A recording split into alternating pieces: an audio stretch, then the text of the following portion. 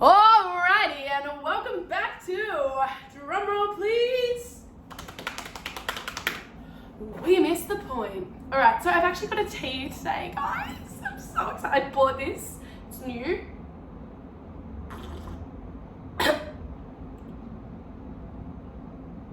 Tastes like nothing. That's why I don't drink tea.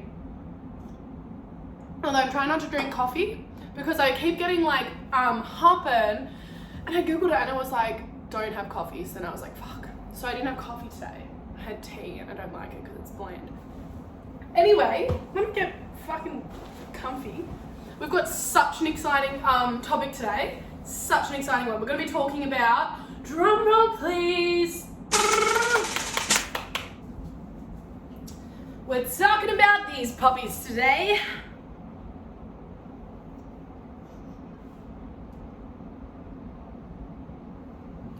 Anyway, it's fucking dead. And that's why this conversation started. Okay, so let's go. So the topics that we're going to be talking about today, as I have looked at in the Hour of Power, have been alcohol and vaping. I'm talking about these baddies.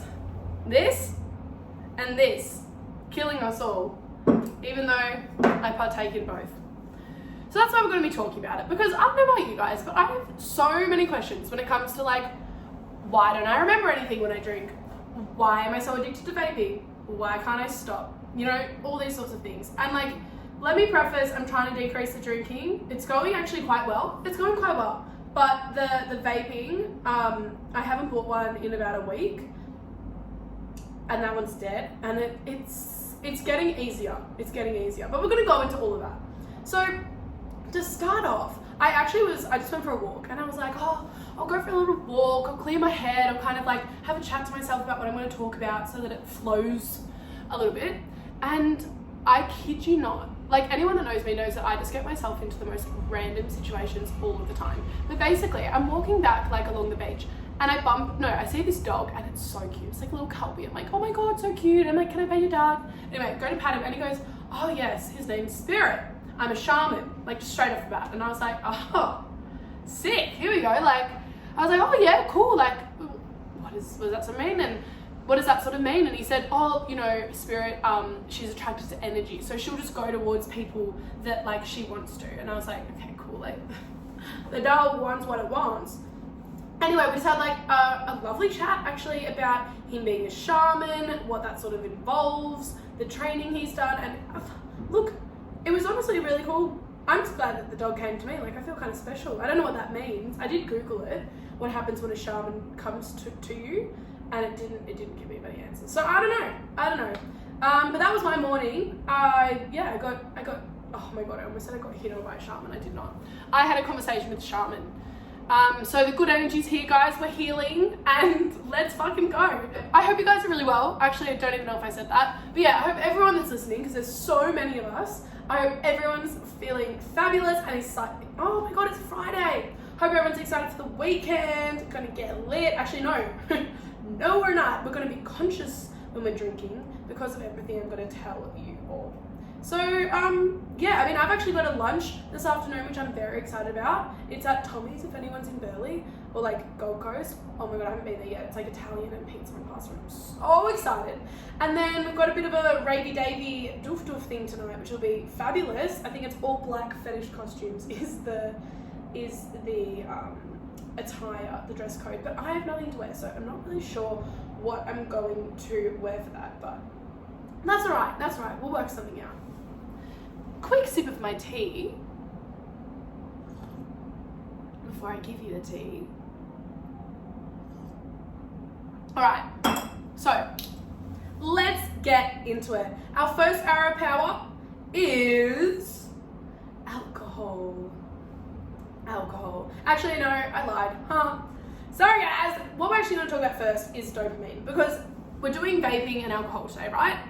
And once again, I just want to preface that this is all just my research. Like, I really hope no one's I don't want people to kind of like hear what I say and take it on board and like apply it to all areas of their life.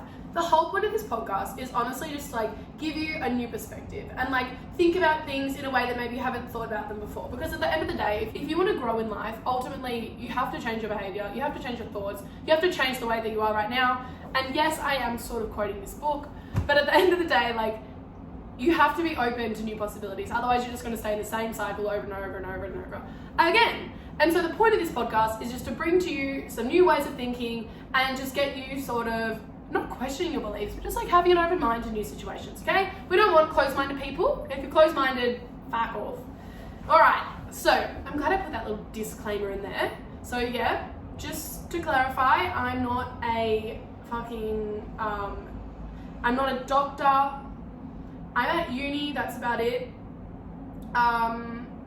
And yeah, honestly, I don't know that much. I'm just Googling on Google Scholar, so it's legit. We're using the peer-reviewed studies. But yeah, just know you can all do the same research. Like nothing that I'm doing right now is out of your scope of capability. I'm just bringing it to you in a really fun, free, fresh way. So, first topic is dopamine. Alright, so I'm going to give a little bit of a rundown on dopamine because dopamine lies at the heart of pretty much all addictions.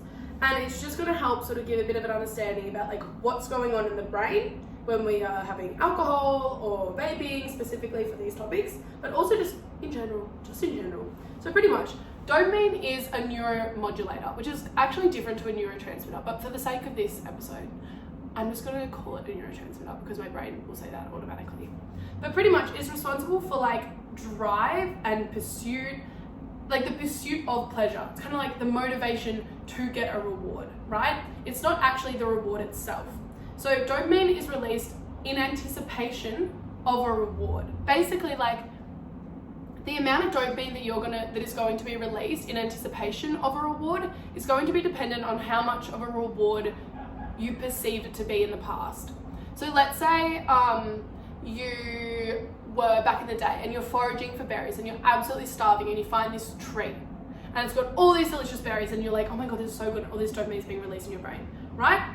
Then next time when you're hungry, you're gonna have this drive and this motivation to go and get the berries because all this dopamine is gonna be released in the anticipation of having those berries. Does that kind of make sense? Because this is why then in addiction, dopamine plays such a big role because it's kind of falls into that like habit cycle, which is, oh yeah, okay, there we go. So your habit cycle is your cue, then the craving, then the response, and then the reward. I'm pretty sure that's right. So basically, if we're taking vaping, the cue would be maybe you see the vape. The craving is then that like dopamine release in like anticipation of getting that dopamine hit. So that's the craving. And then the response is you getting the vape and having a puff. And then the reward would be the dopamine release and like the feelings of nicotine, right? Why are those people there? Can you hear? I hope not. Anyway, so I hope that like kind of explains dopamine a little bit. Like basically it is like it's such an important part in your body because if you're messing with your dopamine systems, it's gonna mean that you're gonna be needing more and more stimulation in order to be able to feel that feeling, which is why it's so addictive. It's why drugs, alcohol, social media, food, it's why all of those things that release a really high amount of dopamine can be so detrimental because you have to get even more every time to be able to get that same hit, if that makes sense. So I hope it does. But as I said, not a scientist. If you want to look into it, absolutely. Like have a look on your own. Have a little look if this isn't making sense, but that's kind of like a little brief understanding. So now let me get into alcohol. Now I drink alcohol. I probably like go out and have a drink like the past few weeks. I've actually been drinking a bit less. I'm gonna say 2 weeks. And this has purely been because I've just had this like existential crisis, which I almost feel like a lot of people are having at the moment, of just being like, do I really want to be feeling like shit for like 2 days? Like, yes, it's fun to go out, I'm not against any of that, but I just find that especially like doing this and like I want to do my research and I want to be able to like make content and all this stuff, and I end up just being absolutely dead for like let's say I go out Friday, you best believe I'm gonna wake up Saturday feeling a little bit average, and then I'm like, well, may as well just drink again. So I'll go out and then I'll wake up Sunday and then I'm like, dead. So I'm at a point where I kind of just don't want to do that. And there's nothing against drinking. This is what I'm going to sort of go into a little bit about like what actually happens in the body. But the main reason why I wanted to look into drinking is because I personally never remember anything. And I know some people might hear that and be like, oh my God, you're an alcoholic, or you drink too much or whatever. But like, yes, okay, maybe I'm drinking a bit. Like when I'm going out, I'm drinking a fair bit. I'm not gonna lie, I'm 21. But like at the same time, I don't think I'm drinking too much more than everyone else that I should be the one that's not remembering anything, you know? And that's where I think, and that's why I wanted to look into it, because I was like, maybe is there like a predisposition, or is there something going on in the brain that's affecting memory, and is that why I'm not remembering and maybe other people are? So that's kind of what got me onto it, honestly, the memory thing.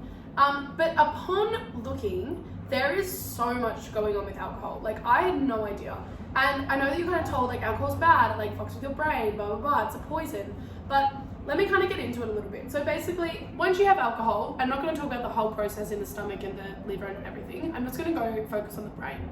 So once the alcohol or the ethanol gets into your bloodstream, it's going to go up to your brain. And then once it's in your brain, it binds to two specific receptors. So it binds to your GABA and it binds to your glutamate receptors. But so basically, when alcohol binds to the GABA receptor, it actually makes it produce more inhibitory receptors. So it activates that receptor site, and that receptor site releases inhibitory neurotransmitters to the other neurons, telling them not to fire. Whereas when alcohol binds to glutamate, which is an excitatory neurotransmitter, it actually tells it to close.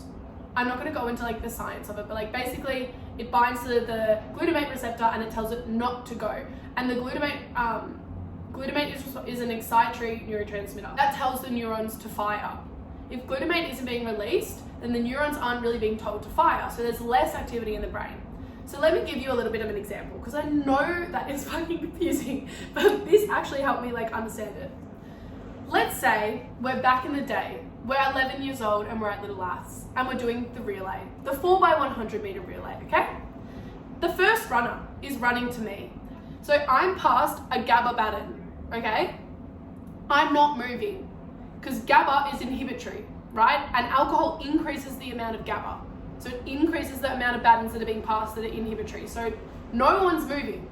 Whereas if you pass me a glutamate baton, I'm gonna run, right? If I get a glutamate baton, I'm running, I'm passing it to the next one, and the next one, and the next one, and the next one. And that's how your cells, that's how your neurons sort of work. Like they fire off these, when glutamate is released, it's an excitatory neurotransmitter, and it's going to make the other neurons fire, and it's going to send more signals, so there's more brain activity, right? Normally, this kind of balances out in your brain. Like when there's no alcohol, these are sort of working in order to balance each other. However, alcohol increases the GABA receptors, so there's more inhibitory ones. So people, if we're doing the relay, people aren't running, right? Everyone's just stopping, standing around, looking like this. In terms of your brain, there's less brain activity. It also decreases the amount of glutamate neurotransmitters, which are those excitatory ones. So not only are there less people standing around, there's also less people even being past the glutamate batons. So overall, when you have alcohol, there's a lot less activity in the brain, which is why then you forget. You remember less, you can focus on less, you talk less, you move slower, all of these things, because your brain is obviously responsible for everything. I also want to touch on really quickly.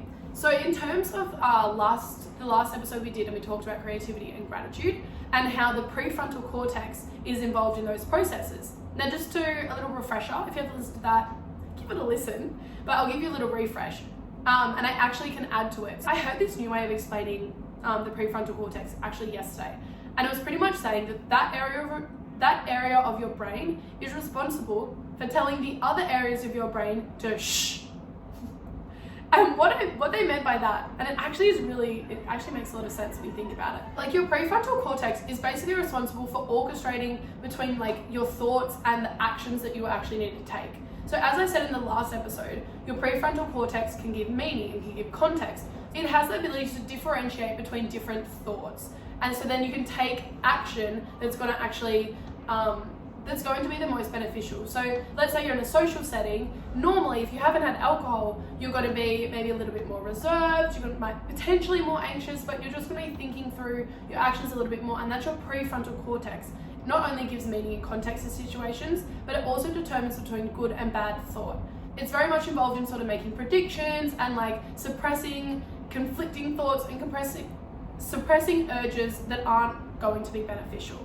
And this is where impulse control massively comes into it.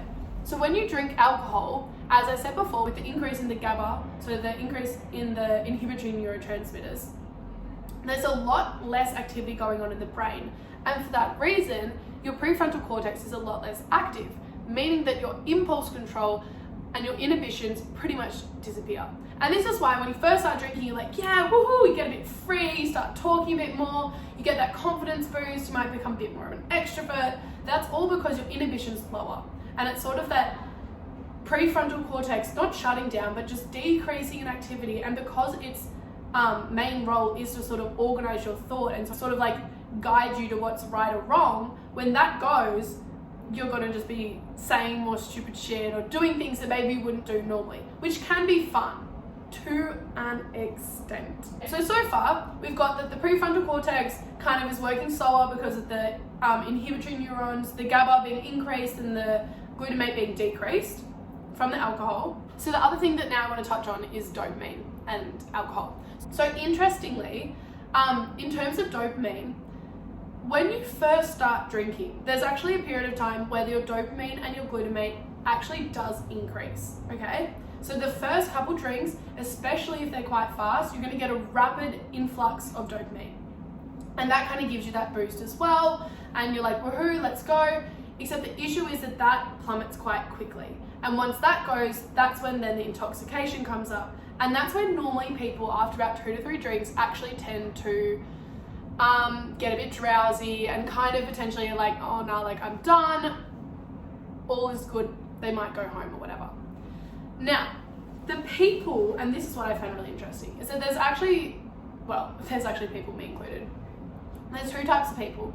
The first type of person is the person that, as I just said, they'll have a couple drinks and then they get that high and they woo, and then they'll kind of start tapering off and they don't want to get more drunk because they don't want to lose more inhibitions and they don't want to lose more muscular function, so they'll kind of stop drinking. And then there's the group that will just keep going and going and going and going and going, and they actually don't seem to be affected. And this is the key point, because you can keep drinking and get more and more fucked and more intoxicated and like wobbly and all this and slurring this, but it's the people that actually can continue to drink and don't seem to be as affected that have a bit of a predisposition to alcoholism, from what I found. And I found this, I don't want to say scary, but interesting, because I personally can drink and drink and drink and drink, and we're going to go into the memory thing in a bit, but I'll ask people and they'll be like, what do you mean you can't remember? Like, you were fine. And it's like that lights on, no one's home sort of thing. With your prefrontal cortex, from what I've gathered, does play a role in short-term memory, but then it's your hippocampus that then sort of weaves those short-term memories into your long-term memory. And so when you drink, this is where it starts to kind of get a little bit blurry. So there's 2 types of blackouts. The first one is a fractured blackout, and the second one is a blockout. No, an unblock. An unblock blackout, right? A fragmentary blackout is pretty much when, the classic, you kind of wake up and you're like, oh shit, like they were there, I remember that and that, there's little pieces missing, right? That's a fragmentary blackout. So that's when quite a bit of your short-term memories have gone into your long-term, but it got a little bit messy along the way. But then there's an unblock blackout, and this is what I tend to have quite often. And it was interesting finding out why. So pretty much what happens, I think, is that your as you continue to have more and more alcohol, the GABA receptors are releasing more and more inhibitory neurotransmitters, so there's less and less activity in the brain, and after a while, your hippocampus pretty much says, "Ba-bow," and it just shuts off. It just goes, nope, no more. So then pretty much you cannot move any short-term memory into your long-term memory. which is fucked. And that's crazy to think that like after so much sort of like, that after a while it literally just shuts off. Like, oh, like that's kind of scary. Like, to think that those nights I don't remember things, and when, like, I swear to God, like, I'll wake up and people will tell me things and I'm like, I have no idea, which honestly can be a good thing, because I never get that sort of like anxiety feeling, because I'm like, I don't even know what I did, which I could see how that would make people anxious, but I don't know. It's never really been an issue until lately, and I've been like, I wonder if there's a reason for it. Yeah, and so basically, like, as I was saying with the GABA and the glutamate receptors, this is where it kind of like does play a really big role, because the more you drink, the more GABA that's released, and the more inhibitory neurotransmitters that are being released into your brain. There's less brain activity, so you notice less, you see less, you perceive less, you hear less. But like, what I did find that was quite interesting is that you actually tend to focus on one particular thing. Like, there's almost nothing going on. Like, you can't really perceive anything except for one thing, which is why then I guess when you're like having a conversation with someone and it might be someone that's really drunk and you're all just like repeating the same thing, like, yeah, and then like they might say something and they try and say it again and again and again until someone hears.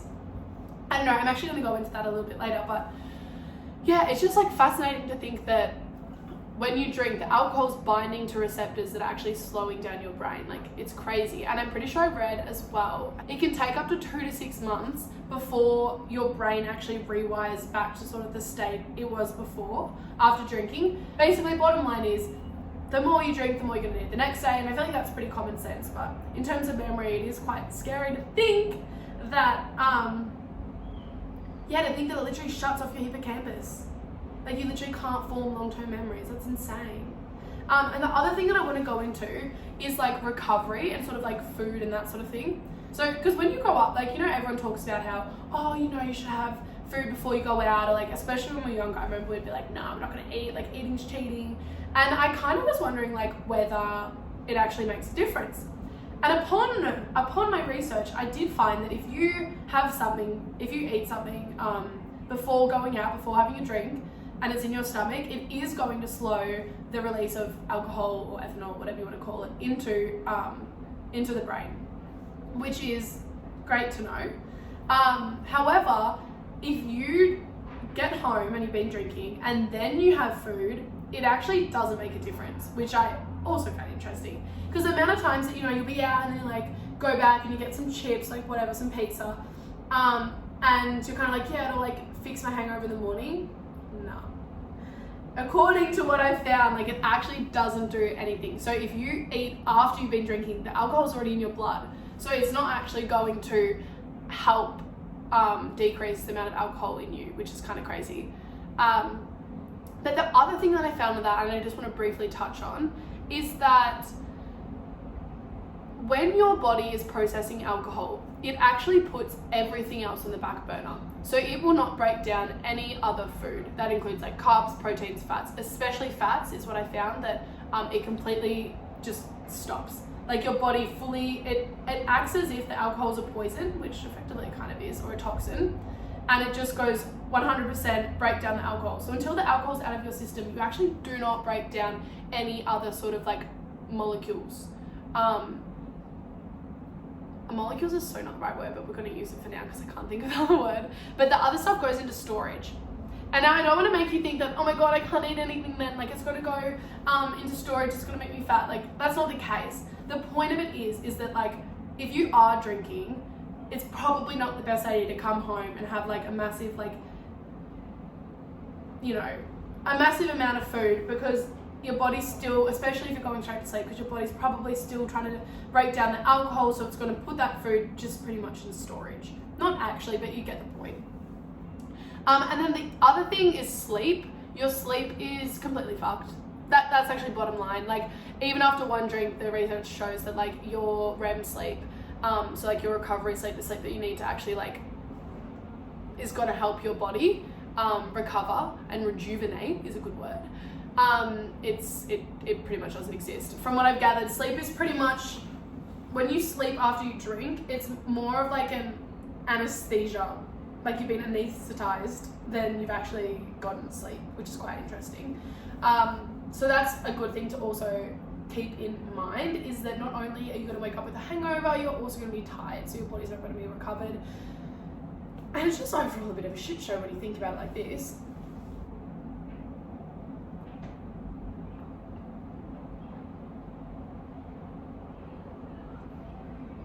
Stupid tea. The other thing in terms of recovery, which I found really interesting, and ladies, you're gonna love this.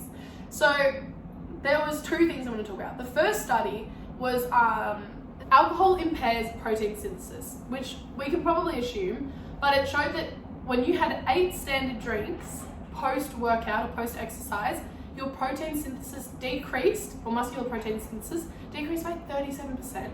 So that like is kind of insinuating that if you did a workout and then you went and like had like 8 drinks, like it's not that much. Like, I mean, I feel like most people, if you have like a decent night, not just going to the pub, like if you have a decent night, you're probably gonna have 8 drinks, your protein synthesis decreases by 37%. And then the other study, this is where it gets interesting, they did it, so this study was on men and women. So what they did is they got men and women to exercise, and then they were then given like an optimal amount of protein that you would normally need for your muscles to recover, and then they drank alcohol. And what it showed that for men, their protein synthesis decreased by 27%, so a bit less than last time, but this was when they were given like the proper amount of protein that would be needed. However, the ladies showed no change. How interesting is that? So, I mean, I'm not saying that like being a cheek, you can go out, you can do a workout and then go out and your like muscles will rebuild. Like this is only one study, but I did find it quite interesting that like it didn't actually impact muscle protein synthesis. So there you go. Just a bit of a fun fact. I'm not sure how beneficial or how true it actually is, so keep that in mind, but thought that was interesting. And so that kind of like wraps up what I wanted to say about drinking. Like, to give a bit of a summary, like I don't know, it's kind of crazy. Like I love going out, and actually no, you know what I'll do one of the questions that came about with drinking, and it's definitely going to relate to vaping as well, but I put the question on my story, and a couple of the comments were like, why do people think it's so socially acceptable to drink? And I think at the end of the day, a big part of that is just like culture. Like Aussie culture is to drink, and I love that. Like it's so much fun.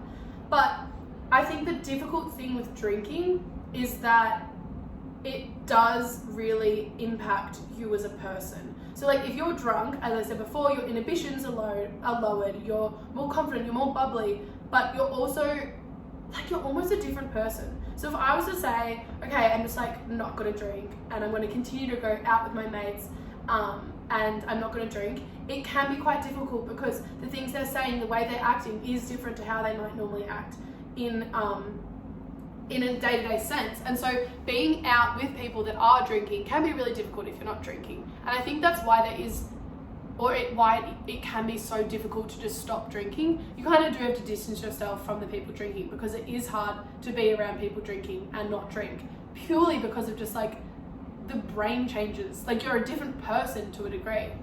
And so I don't know, I feel like it's a great conversation, and I personally am wanting to decrease my drinking. And I listened to some podcasts on people that have, and I know there are a lot of benefits, and you're like got more brain clarity, obviously, because you're not well, it's funny because I think when you're younger you get told that you're like killing brain cells, which I'm sure you are, but you're actually just decreasing activity.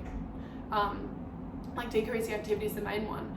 But I guess like for me, I think I do want to decrease the amount that I'm drinking, which is probably then going to mean going out less. But it's sort of just like, I don't know, I think the social side of drinking is where it becomes not a problem, but like that's where you can probably minimize it, because instead of just going out and like socially having a couple drinks to like loosen up, it's like maybe I should try, and like you could try be around people that aren't drinking. So then you kind of have to like get to know people, and you have to be around people that you genuinely want to be with, not just because you're drunk and you're being stupid. Like that's what I found. And like I don't know, it's a really difficult time, and I think especially in your 20s it can be a struggle of like, you know, drinking isn't necessarily like benefiting you, and so you do kind of have to make that decision of, okay, am I going to just like try and have fun and not drink when it's so socially like normalized? Like fuck, like if I was to go out and like not drink, yeah, I could still have fun, of course, but if there's not anyone else that's not drinking, it does get a little bit like, oh, for fuck's sake, like what's the point? And that's not a bad thing, I think, but it's just kind of like your brain is working differently, it's functioning differently to the people that are drinking. So I don't know, I would say that in terms of drinking or like decreasing your drinking or trying to, in terms of decreasing drinking, I'd probably say, at least for me, I'm going to try and put myself in more situations that aren't revolving around drinking. So maybe it's going to the beach or going to coffee or like doing things that like, it's funny, like I don't even know what I do, you know, like it's kind of learning and like realizing the things that you like to do that don't involve just like decreasing your brain activity, you know. I don't know, it's an interesting one, but I do think that it probably does require you to sort of distance yourself from those situations and kind of understand the things you enjoy and the things that you want to talk about and the people you do want to surround yourself with, because a lot of the time when you are drinking, you're not necessarily surrounding yourself with the people that you're on the same page with even. Like, you don't know those people. When you're out drinking, your inhibitions are gone. Like, yes, they're the same person, but it's very common that people will start drinking and they are a completely different person. And I think that's why some people don't like drinking, because they don't feel like themselves, and then other people love it because they don't feel like themselves. Like, there's, you know, it's a double-edged sword, and I think it's just finding that balance and figuring out what works for you. There's nothing wrong with going out and having a couple drinks. I'll definitely be having a couple drinks tonight, I'm sure. But it's interesting because I feel like that does come down to wanting a little bit of a confidence boost and like wanting a little bit of a, I don't know, just being able to let go. Like, it is that, and I don't think there's anything wrong with letting go every now and again and just having a bit of a relax and like chatting shit, and like there's nothing wrong with that. But it is interesting to think that it is interesting to understand that that is because your prefrontal cortex isn't as active. You're literally not thinking through your actions as much as you normally would, which causes that that sort of more free sort of spirit and nature. But the other thing that is really important to consider, especially for me, I'm going to go into sort of that ADHD addiction cycle, is that people with ADHD are predisposed to addiction. Like, that's a fact. Purely because you are in more, well, there's two things that I've come across. The first one is that when you've got ADHD, you've got a decrease in dopamine, like not enough dopamine. And that, I think, was quite the understood, was sort of like the understood reason behind ADHD. However, I've looked into it more, and there are some people saying that it's actually that you've got more dopamine receptors, which would, I guess, mean that you have to actually get more dopamine in order to have that same high, if that makes sense, because there's like more receptors, so you've got to have more dopamine to be able to activate them in order to get that feeling. And so in terms of drinking, I think that's where it can be slightly dangerous, and especially not dangerous, but I have to be aware that if I do have 1 or 2 drinks, you best believe I'm having 10. Like, once I've had a couple, it's like, oh, and you've got to like search that high, that dopamine, you're like, yes, and then it drops off, and then you're like, more, and it's, you know, that cycle. And it's just being aware of, I think it's being aware of that, and just ensuring that, you know, you're not falling into a bit of a cycle, because then if you're not drinking, at least that's where we're going to go into vaping, is that you're always going to be wanting that next dopamine hit. And that's where now I'm going to go into vaping. And honestly, from what I've gathered, yes, there's a lot of bad things in terms of the actual vaping itself, like what's in it. But to me, I think the most detrimental thing is the effect it has on your dopamine pathways. Alright, so the next topic that we're going to be talking about is vaping. And now this is a really interesting one. Like, I've been wanting to know about vaping for so long, purely because, like, honestly, I vape, or I'm trying to quit. I haven't bought one in like a week or so. And for anyone, there's going to be 2 types of people listening. The first type of person is going to be the person that's like, ew, you vape, like, why do you think it's cool, you're such a loser. The second type of person is like, holy shit, girl, like, I feel you, like, it's hard, okay? And I'm going to explain the situation behind vaping. So to start off, I'm going to just explain what happens when like you actually vape and it in your lungs. So when you do vape, the vapor is going to go into your lungs. We're not going to do the whole science of your trachea and down into the bronchioles and all of that, but like goes into your lungs, into these little sacs, which is in the lung, called alveoli. And these little air sacs are like 1 cell thick, like they're so thin, right? And this is where the carbon dioxide and the oxygen goes in and out of your lungs, into your blood, right? Does that make sense? So when you breathe in, the oxygen is going to go into your blood, and when you breathe out, the carbon dioxide from the blood is going to go into the lungs, and then you breathe it out. Make sense? Hopefully. So when you breathe in the vapor, that's going to go into your lungs, and then the nicotine goes into the bloodstream the same way as like the oxygen and the carbon dioxide pass through that alveoli wall. But so in terms of the actual lungs, this is what I wanted to talk about quickly, is that in 2007, it was the 7th of January, 2020.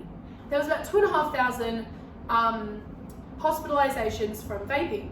And anyone that vapes probably remembers this time because it kind of was all over everyone. It was like, oh my God, vaping's horrible, we're all gonna die. I personally was a bit freaked out. Upon reading this, I was like, okay, I want to understand what they found. I think there was 60 deaths.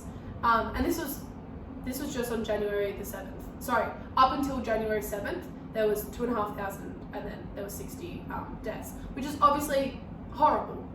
But I wanted to understand what they sort of found in terms of the lungs. And what they called it was EVALI. So EVALI basically stands for e-cigarette and vaping associated lung injury. EVALI. That's what it stands for. So what they found was that these patients didn't necessarily have anything wrong with them. Like they were showing symptoms that were similar to pneumonia and that sort of thing. However, when they actually analysed the lungs, they did some sort of test that got like, I don't know, they could get into the lungs. And they found 2 things. The first thing was THC. The second thing was vitamin E acetate. And that's where this is quite interesting because I don't know about majority of you guys, but I've never had a THC vape. And it turns out that majority of the patients that were in that sort of study or that sort of report did have THC in their vape, which I think is not necessarily to say that other vapes are better, but I was quite relieved to know that it was majority of THC vapes. And the other thing is vitamin E acetate. Now, vitamin E, for anyone that doesn't know, like vitamin E is beneficial when you ingest it or like use it on your skin, like with like a moisturizer or something. Like vitamin E, when you ingest it or on your skin, is beneficial. But apparently, which kind of makes sense, apparently when you inhale it through your lungs, it's not good. So what they found was it almost like created a little bit of like a sticky, like oily texture or like oily lining on the lungs. I think that's what they found, which then led to like inflammation and infection and hence sort of caused those symptoms of pneumonia and that sort of thing. So the bottom line I found with that study was that the main things that appeared in those patients consistently was the THC in the vape and also the vitamin E acetate. Now, I don't know if the vapes I used to use have vitamin E. I don't know. And honestly, I don't know how you'd ever tell. But it is interesting to know that that was like one of the main things that had a bit of an impact or had a negative impact. I also just want to state, and I feel like I can say this because I'm going to go into some other negative things with vaping. I'm not trying to say that that study that wasn't like a valid study and that it doesn't show the negatives of vaping. But they also found that chronic illness, respiratory and cardiac diseases, as well as mental health issues were quite common in those hospitalized patients. Which, whether that impacts the outcome or not, I decided to put it in there because it is interesting to know that they did have some underlying things going on when they were in the hospital from the vaping, so I don't know if that correlated, but thought I'd just throw it in there. Now, the next thing that I want to talk about in terms of vaping, so it's sort of gone in how like when you breathe in, the vapor goes into your lungs, potentially vitamin E sort of lines it, gives like a mucousy thing. The nicotine then transports from the lungs into the bloodstream.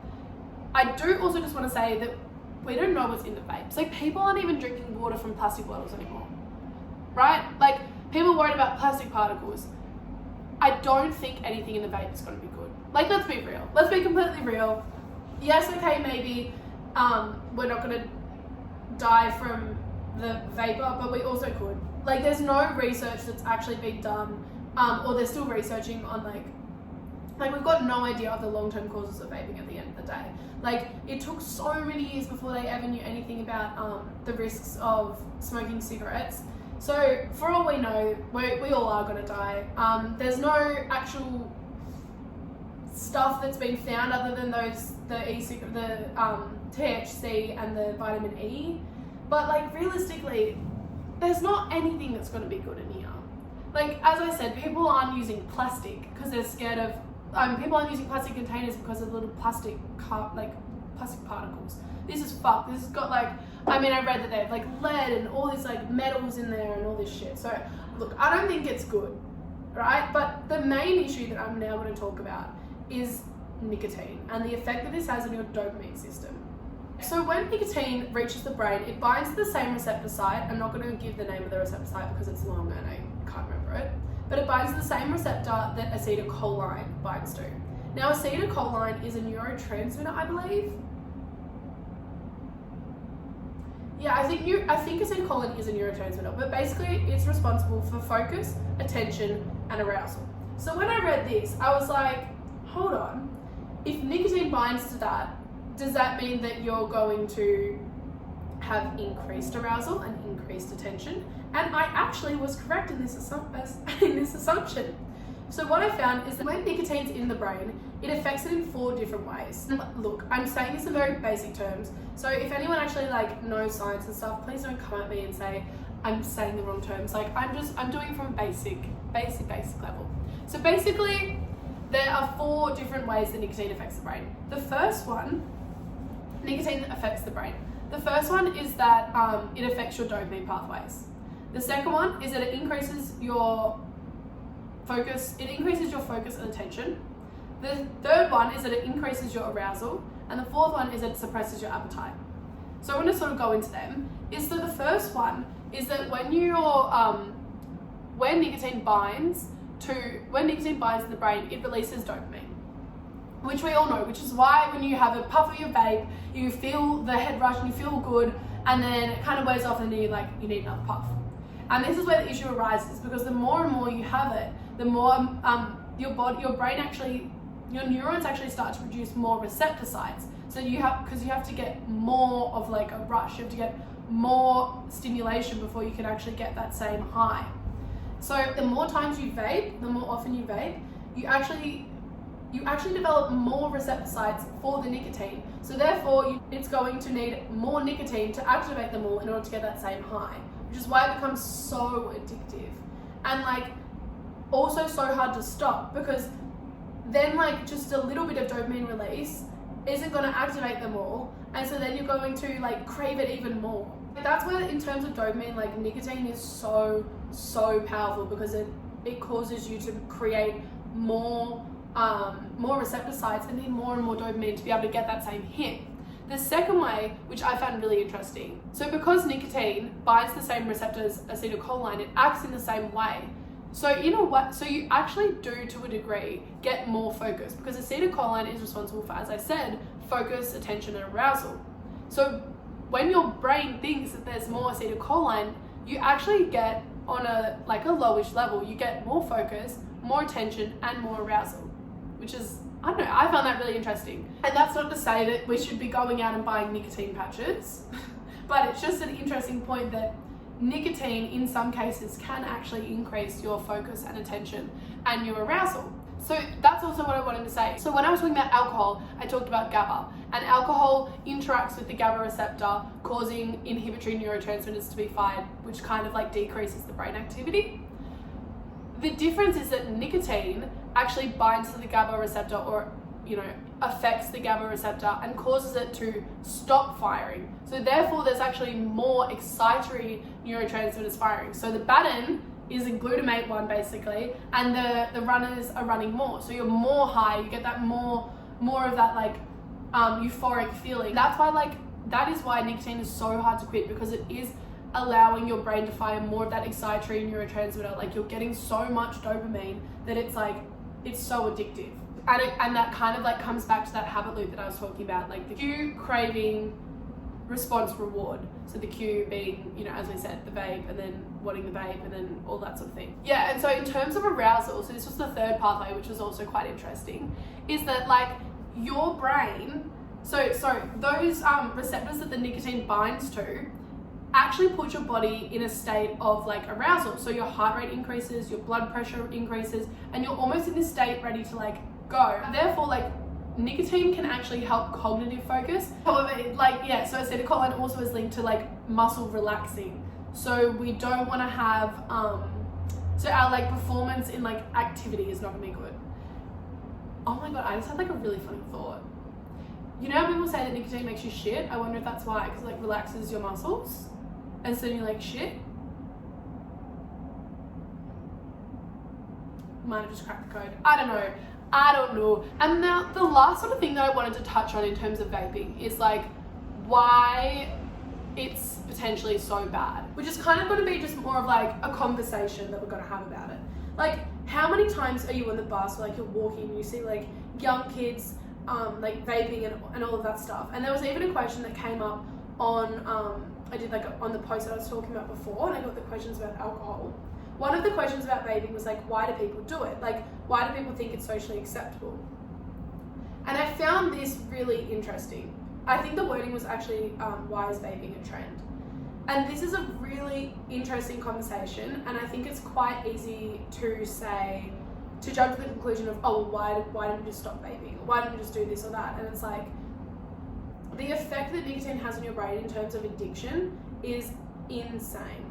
Like, yes, okay, maybe initially these younger people might have been like, oh yeah, I'm gonna like have a vape, I'm gonna sit with my friends and like do this and like that. But like after a couple of puffs, especially if you're young and your brain's still developing, you are literally not gonna be able to stop vaping. Like, it is going to be so hard. Like, think about it. If you're young, your prefrontal cortex hasn't developed, right? So that means your inhibitions are lowered. You're naturally just like, you're less likely to be able to control your behaviors as it is. If you mix nicotine into it, you're just like fucking with your brain. Like, when you think about it, so like dopamine as a whole, as I said before, dopamine is responsible for that, like, for like making you seek out a reward, right? And if you're constantly, and this is why people talk about the negative effects of social media and why people become addicted to sugar and all of that stuff, is that actually, you know, when people talk about like a dopamine cleanse, I don't know if you've seen it, but I've seen it on TikTok a lot. And what they kind of mean by that is that nowadays we are so overstimulated by everything. So it's like, whether you're scrolling on TikTok, like the second you feel a little bit flat and your dopamine sort of lowered to a baseline, you sort of need to like seek out that new bit of dopamine to like make you feel like okay, right? I know I'm not explaining this very well, but like I hope it kind of makes sense to a degree that that like if you are constantly partaking in things that are going to give you that boost of dopamine, you're going to need to do more and more and like seek these even bigger hits of dopamine in order to just feel like baseline. And that's where people get like addicted to sugar, and why you just crave like chocolate or something really like sweet, because it activates that dopamine in your brain. And it's the same with vaping, like, you know, and that's why it's linked to impulse control and all of that, because if you're young, I know this conversation is kind of going to go everywhere because it's just me talking, but like think about it. If you're young and you get introduced to vaping, and initially maybe it's kind of cool, and think like you're not making the best decision when you're young. If someone's vaping, you're probably like, oh cool, like what's that? And you have it. It's not going to take very long before you are fully addicted. And by that I mean that you need to seek out that like, in order for you to activate all of those dopamine receptors to feel something, you need a vape again. Like, there's nothing else to it. Like, you need that nicotine hit, and there's not much that's going to give you that much of a dopamine rush, other than maybe binge drinking or binge eating or drugs. Like, those are the sort of behaviors, and this is why dopamine plays such a big role in addiction, is because it forces you to almost partake in these activities in order to get that next hit. And it's so sad, it's honestly scary. This is why I think looking into drinking and vaping for me was like so important, because even in terms of ADHD, I know I touched on that before, but ADHD, whether it's a lack of dopamine or whether it's that you've got more receptors, either way, you're already trying to seek out more dopamine at the end of the day. So if you're also vaping and you're also drinking lots and you're also binge eating, it's going to make it even harder to just live a day-to-day life without seeking out these behaviours. And that's why people with ADHD have more impulse control, and that you're seeking out that dopamine at the end of the day. And I think when I did find out that I had ADHD, it made so much sense when I did look into that link between dopamine and ADHD and addiction, because so many things in my life, and now I look at it, I'm like, it all is to get that rush of dopamine. It's all in that anticipation of like getting that reward. And so now what I really am trying to do at the moment is really, without being like, I'm doing a dopamine cleanse. I kind of am. Like, for example, like when I wake up, I don't touch my phone. Like, I'll either go for a walk, go for a swim, or something just to like slow my brain down and sort of just get me in like a steady state of dopamine. And like, I find that my main thing at the moment will be TikTok or something. I'll just start scrolling, and it's that dopamine rush, and you can't get out of it because it's so addictive. And that's why for me it's like, it's so frustrating sometimes, because I don't want to vape. Like, I don't think it's cool, I don't think it's trendy, but I'm literally just like addicted. Like, my brain, like the amount of dopamine that's released from doing that, it satisfies that lack of dopamine almost. I don't know, I think it is a really interesting topic, and I think it's probably a good one to just be aware of, that don't vape. Like, I know we can say don't vape, but I'm not telling anyone to like, that it's okay to vape if you like struggle with dopamine. It's not that at all. But I think it is important to sort of understand that if people are vaping or whatever, I'm sure most of them aren't wanting to vape, you know? And that's not to say, obviously we've got willpower and we can always make changes, and I think that's very important, and I'm trying to do that right now by not vaping and just not buying one, because then I literally can't, and finding dopamine in other areas. But yeah, in terms of social trend, I think yes, it probably was a bit of a social trend, but now it's probably just turned to like a massive addiction with most people. And I think that's kind of all I was going to talk about in terms of alcohol and vaping. Like, I asked some questions on my Instagram, and honestly, they were fucking stupid. They were like, how many vapes until I became a vape legend? Like, all this shit. But the point is that I hope that kind of gives you a little bit more of an understanding of alcohol and the effects on the brain, and why we are more like stupid and do crazy shit, and also why we can't remember stuff. And then vaping, like why it is so addictive, and potentially the negative effects of it. As I said, there probably are going to be long-term effects, but we don't know. Like, realistically, putting anything into your body is only going to cause inflammation and disease. Like, that's just kind of facts. And inflammation or oxidative stress, like all those things are going to build up over time, and it's not going to be good. So I'm trying to quit myself. But I hope you guys enjoyed that. And I would love to I'd love to hear like what you guys want to learn about next. And I don't know, I think I'm just going to keep coming up with random shit to talk about. I was going to talk briefly about another update of the book, but I don't know if I can do it. I'm like drained from that. Like, I've literally been sitting down for the past 2 days looking into these topics, so I'm not sure I want to do it. But I feel like that was a pretty good little rundown. And trying to talk about breaking the habit of being yourself, that's going to break my brain. So maybe next week, it'll be Wednesday. I'll see you guys Wednesday. You'll hear the next one on Wednesday. But yeah, I think I'm gonna maybe do some lighter topics, something a bit more fun, and then I'll talk about the book, because it's a bit heavy, and right now my brain is like fried. But I hope you all have a fucking, when do I release this? Sunday, I think. So I hope you've had a lovely weekend. And honestly, keep doing it all. If I've released this and it's Sunday Scaries, I'm sorry if I've terrified you or made you sad. But just think, it's just knowledge, just being aware, as I said before, just being open. And I hope you all loved it. I love chatting and I've loved researching it. And yeah, lots of love. Bye!